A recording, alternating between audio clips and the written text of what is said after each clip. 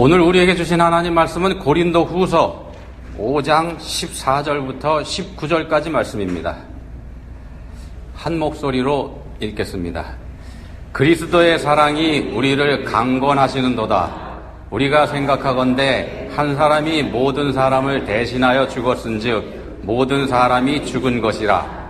그가 모든 사람을 대신하여 죽으심은 살아있는 자들로 하여금 다시는 그들 자신을 위하여 살지 않고 오직 그들을 대신하여 죽었다가 다시 살아나신 이를 위하여 살게 하려 함이라. 그러므로 우리가 이제부터는 어떤 사람도 육신을 따라 알지 아니하노라. 비록 우리가 그리스도도 육신을 따라 알았으나 이제부터는 그같이 알지 아니하노라. 그런즉 누구든지 그리스도 안에 있으면 새로운 피조물이라. 이전 것은 지나갔으니 보라 새 것이 되었도다.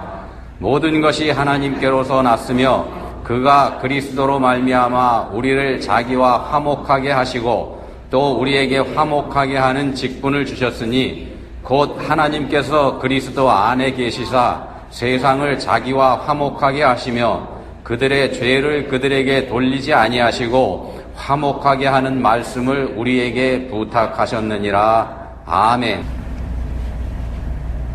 아간이라는 사람이 있죠. 여호수아 때 사람이죠. 여리고성을 공격할 때 하나님께서는 작전 지시를 이스라엘 군대에 내리셨는데 굉장히 자세하게 하셨습니다. 매일 성을 한 바퀴씩 돌라고 하시는데 어떻게 도는가? 앞에는 무장한 군인들이 서고 그 뒤에 나팔부는 7명의 제사장들이 따르고 그리고 그 뒤에 언약궤가 서고 그리고 언약궤 뒤에 또 후군이 언약궤를 따르라 이렇게 말씀하셨습니다. 엿새 동안 그렇게 하고 7째 날에는 7바퀴를 돌고 7번째에는 제사장들의 나팔과 함께 백성들에게 외쳐라 이렇게 명령을 하십니다.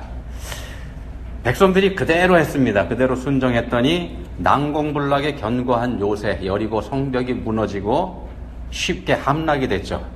하나님께서 굉장히 구체적으로 작전 지시를 내리셨는데 이렇게 구체적인 작전 지시를 내리신 이유는 군사력이 아닌 하나님의 능력과 하나님의 은혜로 이겼다는 거, 이거 알게 하시려는데 목적이 있었던 거죠. 또 이 여리고 전투가 약속의 땅에서의 첫 번째 싸움이기 때문에 그 성에서는 아무것도 챙기지 말라 이런 명령도 하나님께서 함께 하셨습니다. 근데 이건 사람들에게 순종을 요구하신 거죠. 전투에서도 자세하게 지시를 내리셔서 순종하기를 요구하셨고 싸움 이후에 처리 과정에서도 하나님께서는 순종을 요구하셨습니다. 전투에서는 지시하신 그대로 순종했습니다. 그리고 크게 승리했죠. 근데 아간이라는 사람이 값비싼 물건을 감추어두지 않습니까? 자기를 위해서 챙겼습니다. 자, 그 때문에 여리고에 비하면 아무것도 아닌 작은 성 아이라고 하는 성에서 혹독한 대가를 치르게 됩니다. 수많은 사람이 아이성 전투에서 죽습니다. 한 사람 때문에 많은 사람이 해를 당한 겁니다. 아간의 불순종 때문에, 한 사람의 불순종 때문에. 자, 이스라엘은 여리고에서 전투에는 순종했지만 전투 이후에는 순종하지 않은 겁니다. 이스라엘이 순종하지 않은 겁니다. 아간 한 사람의 불순종이지만 하나님께서는 이걸 이스라엘 전체의 불순종으로 보십니다. 다른 사람으로서는 사실 억울한 일이죠. 특히 아이성 전투에서 생명을 잃은 사람들의 억울함, 이건 우리가 말로 표현할 수 없을 겁니다. 정말 억울할 겁니다. 본문 14절에서 말씀합니다. 본문 14절입니다. 한 사람이 모든 사람을 대신하여 죽었은즉 모든 사람이 죽은 것이라. 십자가에서 대속의 죽음을 죽으신 예수님 말씀하는 거죠. 그러니까 모든 사람의 죄를 책임지고 대신 죽으셨기 때문에 예수님의 죽음은 모든 사람의 죽음입니다. 모든 사람의 죄를 다 책임지고 죽으셨기 때문에 예수님의 죽음은 모든 사람의 죽음입니다. 15절에서 말씀합니다. 그가 모든 사람을 대신하여 죽으심은 살아있는 자들로 하여금 다시는 그들 자신을 위하여 살지 않고 오직 그들을 대신하여 죽었다가 다시 살아나신 이를 위하여 살게 하려 함이라.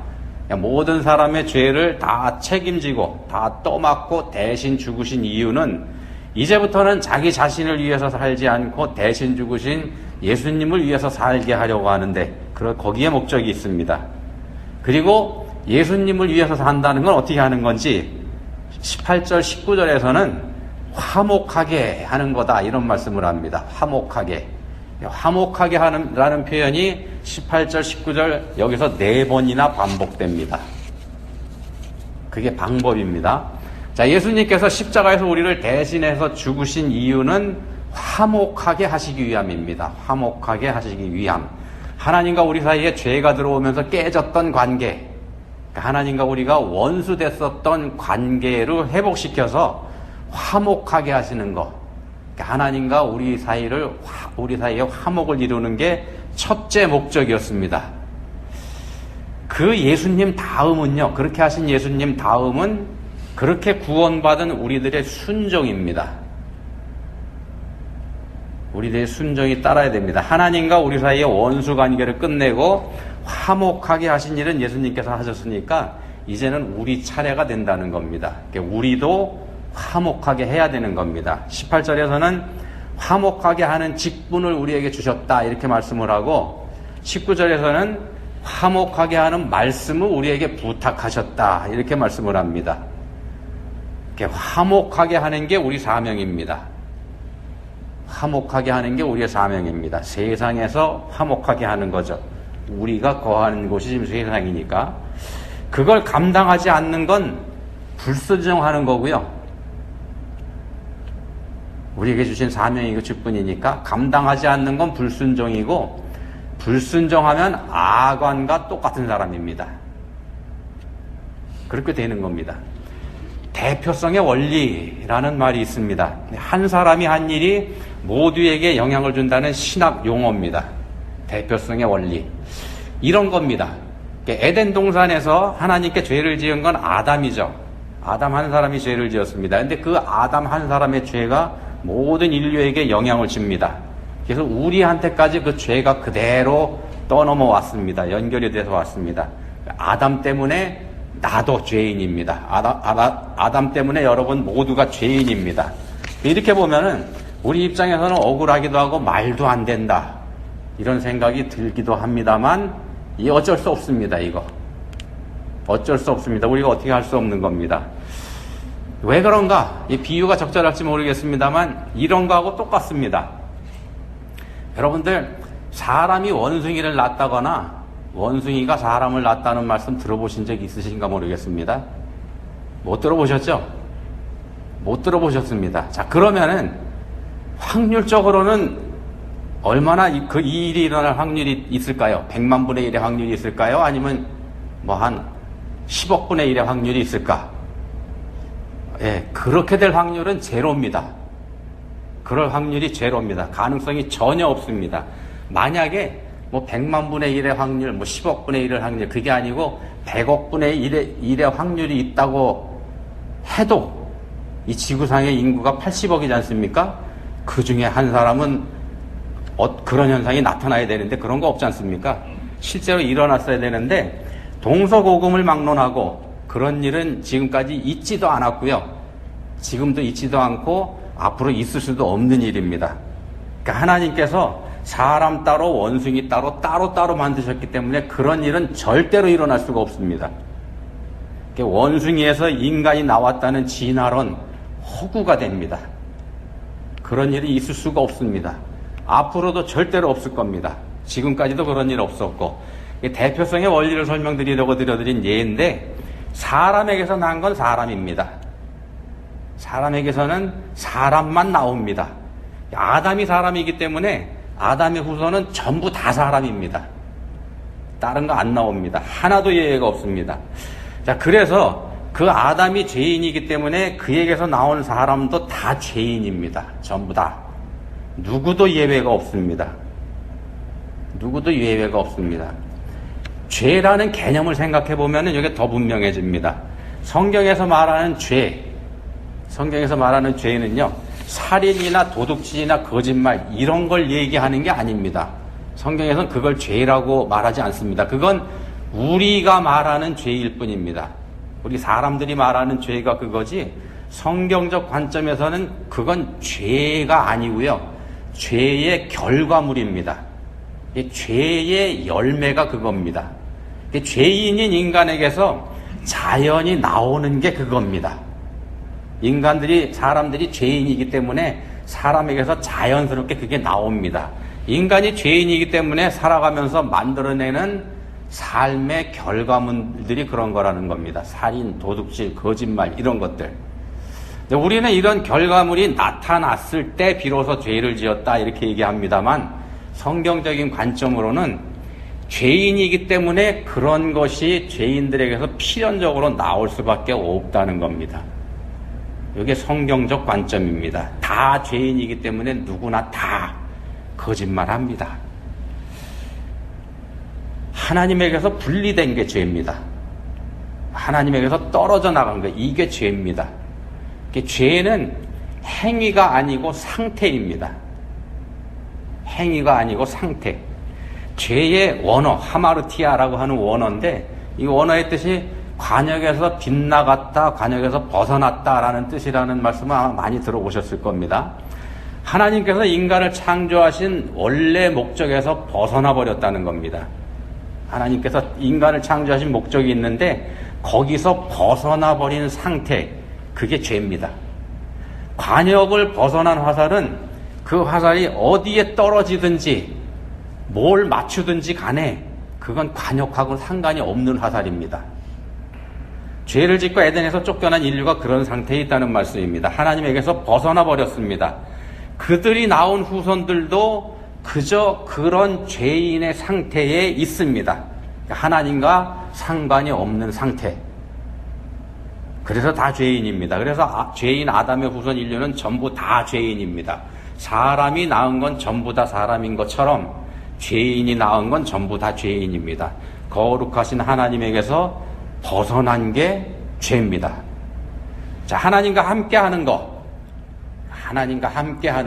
거룩하신 하나님 편에 하나님하고 함께 서 있는 거, 이게 거룩입니다.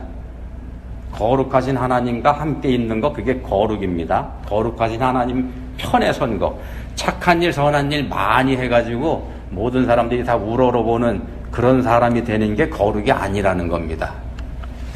그거 거룩 아닙니다. 자, 예수님의 십자가에도 같은 원리가, 이런 원리가 적용이 됩니다.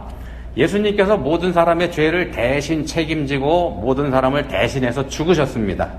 대신해서 죽으셨습니다. 모든 사람을. 죄의 삭슨 사망이기 때문에 죄를 해결하는 거 죽음밖에 없습니다. 죽음만이 해결 방법이죠. 하나님께서 최초의 인간에게 말씀하셨지 않습니까? 선악을 알게 하는 나무의 열매는 먹지 말라. 내가 먹는 날에는 반드시 죽으리라. 반드시 죽으리라. 죄의 삭선 사망입니다. 죄를 짓지 않았을 때 인간 죽지 않는 존재였습니다. 영원히 사는 존재였죠. 죄를 지은 그 순간에 죽음의 종이 돼버립니다. 죽음의 종이 돼버려서 죽음의 권세에 붙잡혀가지고 거기서 놓이질 못하죠. 모든 사람이 다 죽어야 되는 이유입니다. 죽음의 권세에 붙잡혔기 때문에. 아담의 죄와 상관없는 예수님이 이 문제를 해결하시죠. 아담의 죄와 상관없는 예수님이 이 문제를 해결하십니다. 동정녀에게서 나셨기 때문에 아담의 죄를 물려받지 않으셨습니다. 자, 그런 예수님께서 모든 사람의 죄를 다 떠맡으시고, 죄가 없는 예수님께서 모든 사람들의 죄를 다 떠맡으시고 십자가에서 대신 죽으신 겁니다. 모든 사람은 그 예수님과 함께 그 십자가에서 죽은 겁니다. 다 죽었습니다. 모든 사람이. 그리고 그렇게 죽으신 예수님께서 부활하셨습니다. 죽음의 권세를 깨뜨리고 다시 살아나신 거죠. 원래 죄가 없는 분이시기 때문에요. 죽음의 권세가 예수님을 어떻게 하지 못합니다. 죄의 삭시 사망인데 예수님에게는 죄가 없죠. 그러니까 죽음의 권세가 예수님을 어떻게 하지 못하니까 예수님이 그 죽음의 권세를 이기고 살아나신 겁니다. 모든 사람을 대신해서 죽으셨던 예수님이 부활하셨습니다. 자, 그러면 어떻게 됩니까? 모든 사람을 대신해서 죽으셨던 예수님이 부활하셨으니까 함께, 예수님과 함께 죽었던 사람들도 다시 살아나는 겁니다. 예수님이 대신 죽으셨는데 살아나셨죠. 그러면은 예수님과 함께 죽었던 사람들도 다시 살아납니다. 부활하신 예수님과 함께 다시 살아납니다. 왜냐하면 그분이 모든 사람의 대표니까. 둘째 아담이시면서 마지막 아담이시니까. 아담이 대표로 죄를 지니까 모두 다 죄인이 됐죠.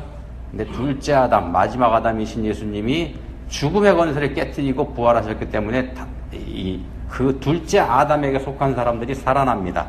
모든 인류의 대표인 아담 때문에 모든 인류가 죄인이 됐었던 거하고 똑같은 원리입니다. 예수님과 함께 죽은 사람은 그분과 함께 부활하는 겁니다. 그렇게 다시 생명을 갖게 된 사람이 본문 17절에서 말씀하는 새로운 피조물입니다. 새로운 피조물. 죽었다가 생명을 다시 얻었으니까 다시 태어난 겁니다. 그래서 새로운 피조물입니다.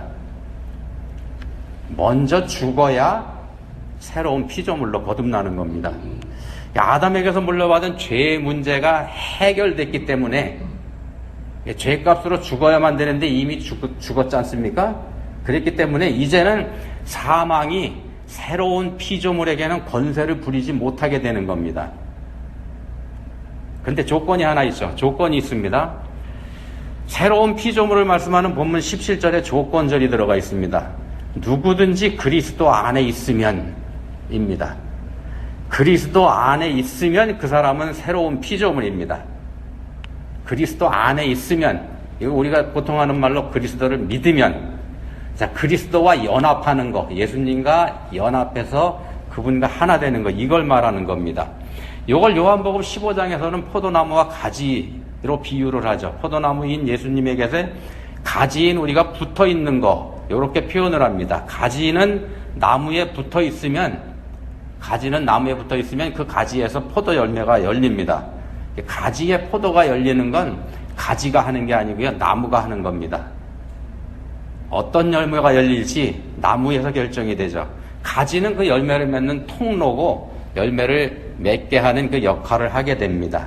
통로 역할을 합니다. 가지가 하는 거 아니고 나무가 하는 겁니다. 가지는 붙어 있는 게 의무입니다. 그리고 붙어 있는 게 가지의 역할입니다. 요걸 순종 이렇게 표현합니다. 붙어 있는 걸 순종. 가지가 순종하지 않고 자기가 뭔가를 하겠다고 떨어져 나가는 거, 요게 죄입니다. 나무에서 떨어져 나가는 거, 이게 죄입니다. 떨어져 나가면 말라 죽을 수밖에 없지 않습니까? 그게 에덴에서 인류가 저지른 짓입니다. 하나님에게서 떨어져 나가서 자기가 하나님이 된 거, 그러니까 관역에서 벗어나 버린 겁니다. 새로운 피조물이 된 그리스도인이 예수 그리스도에게 붙어 있을 때 맺히는 열매, 그게 뭐냐 하면은 본문에서는 그걸 화목이라고 말씀합니다. 새로운 피조물이 된 그리스도인이 나무이신 예수 그리스도에게 붙어 있을 때 맺히는 열매. 죄인인 인간에게서 자연히 죄가 나오듯이 구원받은 그리스도인에게서는 자연히 화목의 열매가 열립니다. 그리스도인이 있는 곳에 화목이 있습니다. 있어야 됩니다. 분쟁을 일으키는 그리스도인, 그래서 문제가 있습니다. 자, 본문 15절에서 말씀하는 자신을 위하여, 15절에서는 자신을 위하여 라는 말씀이 나오는데, 그리스도인이 자신을 위하여 살 때 화목이 아닌 분쟁이 일어납니다. 자기를 위하여가 아닌 대신하여 죽었다가 다시 살아나신 이를 위하여, 그러니까 그리스도를 위하여 살면 주변이 화목해진다는 겁니다. 그래야 그리스도인입니다. 14절에서 말씀합니다. 그리스도의 사랑이 우리를 강권하시는도다. 그리스도의 사랑이 우리를 강권하시는도다. 강권하신다는 말씀이 있는데, 이 원어에는 강권하다는 뿐만 아니고 이끌다라는 뜻도 있습니다. 강권하다, 이끌다 이렇게 됩니다. 그래서 그리스도의 사랑이 우리를 강권하시는도다. 이 말씀은 그리스도의 사랑이 우리를 이끄시는도다. 이 말씀도 됩니다. 그리스도의 사랑이 우리를 이끌어 가신다. 이런 말인데요. 그리스도를 위하여 산다고 하는 건 말씀이 우리를 이끄시는 대로 이끌리는 겁니다. 저항하거나 거부하지 않는 것. 어떻게 이끄시는가? 사랑으로 이끌어 가십니다. 어떤 사랑이냐면 생명을 내주신 사랑, 희생입니다. 희생. 따르는 우리에게서 그 열매가 맺혀야 된다는 겁니다. 희생적인 사랑의 열매가 우리에게서 맺혀야 됩니다. 왜냐하면 가지인 우리가 붙어있는 나무가 그 나무니까. 자신을 위해서 사는 것이 이끌리지 않으려고 저항하는 겁니다. 그리고 이끄시는 대로 이끌리는 것, 이건 주도권을 내드리는 겁니다. 내 삶이지만 내가 주도하지 않는 것, 이게 이끌려가는 겁니다. 그렇게 할 때 화목하게 하는 사람이 됩니다. 내가 주도하지 않을 때. 우리를 이끄시는 것, 예수님의 사랑이기 때문에 그렇습니다. 사랑에 이끌릴 때 화목하게 하는 사람이 됩니다. 이끌어가는 게 사랑이니까 끌려가면은 사랑에서 나오는 화목이 이루어진다는 겁니다. 자, 손해보지 않으려고 하는 거, 요게 삶의 주도권을 자기가 가지고 있는 겁니다. 자기를 위하여 사는 겁니다. 내가 왜 손해를 보느냐? 이런 말 우리 많이 합니다. 내가 왜 손해봐야 돼? 이런 말이나 이런 생각이 인간적인 관점이고 세상적인 생각입니다. 세상 관점에서는 내 삶의 주인이 납니다. 세상의 중심이 내가 되기 때문에 모든 것을 나를 위해 사용합니다. 모든 것을 나를 위해서 사용할 수 있습니다. 그렇지만 그리스도의 사랑에 이끌리는 사람은 예수 그리스도께서 그러셨던 것처럼 자기가 손해봅니다. 자기가 손해봅니다. 성자 예수님은 더럽고 추한 죄인된 우리 인간들을 위해서 당신의 존귀하고 고귀한 생명까지 내주셨지 않습니까? 어마어마한 손해보셨습니다. 그렇게 해서 하나님과 우리 사이에 화목을 이루셨습니다. 바꿔 말씀드리면 보는 관점을 바꾸는 겁니다. 관점을 바꾸는데 내 관점 말고 하나님의 관점으로 바꿔서 보는 겁니다. 내 관점으로 보는 게 육신을 따르는 거고 하나님의 관점을 따르는 게 육신을 따르지 않는 겁니다. 관점을 바꿔서 주도권을 내드리는 예가 있습니다. 관점을 바꿔서 주도권을 내드리는 예. 하나님의 관점으로 보니까 하나님께 내 삶을 내드릴 수 있더라는 겁니다. 1983년생인 중학교 선생님 오은주가 예쁜 딸을 낳습니다.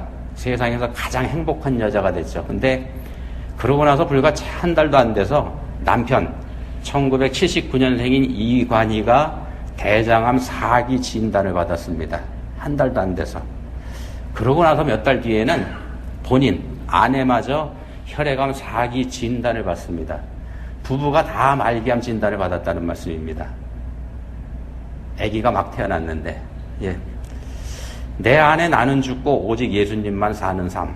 내 안에 나는 죽고 오직 예수님만 사는 삶이라는 고백을 한 교회 오빠라는 책과 영화로 소개가 된 말기암 부부 이관희 오은주 집사 부부의 얘기입니다. 이분들이 이런 말을 했습니다. 한번 들어보십시오. 뭐라고 했는지. 인간의 관점으로 보면 하나님이 이 병을 어떻게 치료해 주실 건지, 하나님께서 나를 어떻게 고쳐 주실 건지 요거 생각하게 되지만 하나님께서는 내가 이 병을 어떻게 감당해 내는지 보고 싶어 하신다. 다시 말씀드릴까요? 인간의 관점으로 보면 하나님이 내 병을 어떻게 고쳐주시는지 그거 생각하게 되지만 하나님의 관점으로 돌려서 생각을 해보니까 내가 이 병을 어떻게 감당해 내는지 하나님께서 그거 보고 싶어 하신다. 어떤 관점으로 자신의 삶을 보는지 차이입니다. 내가 주관하면 하나님은 내 병을 고쳐주시는 분입니다. 내 병을 고쳐주셔야 하는 분입니다. 그래야 되지만 하나님 관점에서 다시 보니까 내가 그분에게 이끌려야 되더라는 겁니다. 나를 그분께 맡겨드려야 되더라는 겁니다. 내 병을 통해서 어떤 일을 해가실 건지 나를 맡겨드려야 되더라는 겁니다. 본문 18절에서 말씀합니다. 모든 것이 하나님께로서 났으며 우리의 생명을 포함한 모든 것 하나님에게서 왔습니다. 전부 다 하나님에게서 왔습니다. 우리 거 전부 다. 근데 우리는 그 중에 어떤 거 내 거라고 합니다. 절대 뺏기지 않으려고 합니다. 이거 내 거라고. 내놓으라고 하시는 하나님이 서운하고 원망스럽고 그렇습니다. 내 건데 달라고 하시니까. 그렇지만 내어드릴 때, 사실은 내 거 아니죠. 내드릴 때 우리에게 주실 더 좋은 거 갖고 계십니다. 내가 붙들고 있는 걸 놔야 그걸 주실 수가 있습니다. 그래야 받을 손이 생기죠. 믿고 내드릴 때 화목이 이루어지는 겁니다. 나와 하나님 사이에. 하나님과 나 사이의 화목이 주변 사람과의 화목으로 또 자연스럽게 연결이 됩니다. 왜 그러냐 하면은 우리는 붙어있는 가지니까. 예수님께서는 당신 자신을 들여서 하나님과 우리 사이에 화목을 이루셨습니다. 그리고 우리에게 부탁하셨습니다. 화목하게 하라고. 나를 주관하시는 전능하신 하나님을 믿는 게 그겁니다. 나를 주관하시는 전능하신 하나님. 그 하나님 믿는 겁니다. 이끄시는 하나님 사랑에 나를 내드리는 것. 내 거 챙기는 게 아니고 다 내드리는 겁니다. 그래야 좋은 거 보실 수 있습니다. 믿으시기 바랍니다. 기도하시겠습니다. 거룩하신 하나님 아버지, 더럽고 추한 저희들을 거룩하신 하나님 편으로 옮겨주셔서 저희도 거룩해지게 하셨습니다. 우리 예수님의 십자가 보혈로 그렇게 됐습니다. 그리고 저희에게 화목하게 하라고 부탁하셨습니다. 그렇지만 저희는 화목보다는 자신을 위하는 일에 더 관심이 있습니다. 더 많이 챙기려고 합니다. 이런 저희를 불쌍히 여겨주십시오. 이제는 챙기기보다는 내드리는 삶 살 수 있으면 좋겠습니다. 저희를 도와주십시오. 예수님 이름으로 기도합니다. 아멘.